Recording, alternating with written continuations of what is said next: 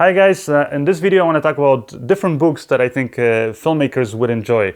These are books that I read myself and you know, the holidays are coming up, so whether you want to treat yourself or a friend of yours who's a filmmaker and get them some affordable gift, I think books is the best option. And also I think it's a great way to spend the free time that hopefully we'll all have during the holidays. So the first book is actually by Robert Rodriguez. Robert Rodriguez is a director of films like Spy Kids or Sin City and others like Desperado or Once Upon a Time in Mexico. His first film was El Mariachi, and the book Rebel Without a Crew documents every step of the production of that film. And the really interesting thing about that film is he produced it literally, all by himself, just for $7,000, shot it on Super 16. And not only that, but he managed to get a major Hollywood distribution deal for the film, which also secured his filmmaking career.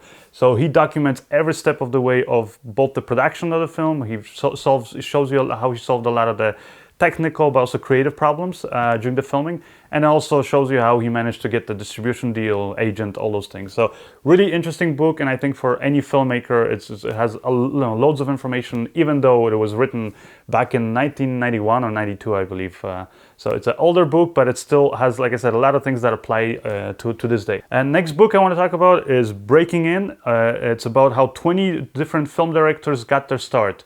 And it basically all it is just a bunch of interviews with successful Hollywood directors and asks them, how they basically broke into the business. So exactly, all the little funny and all the, the painful times and things that they had to go through to get their career, off the ground. And some of the really notable directors that the book, interviews are people like Edward Zwick, who's the director behind Glory and film Siege. Another one is Peter Farrelly, from the Farrelly brothers directing duo.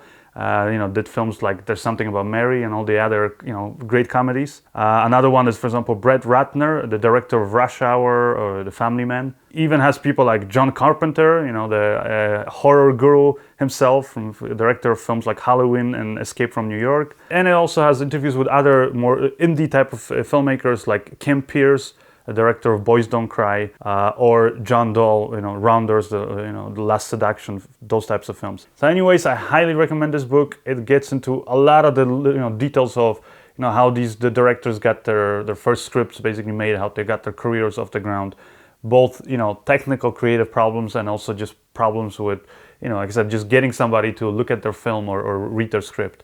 Lots of great advice in this book. Highly recommend it, and you can find it on Amazon.com.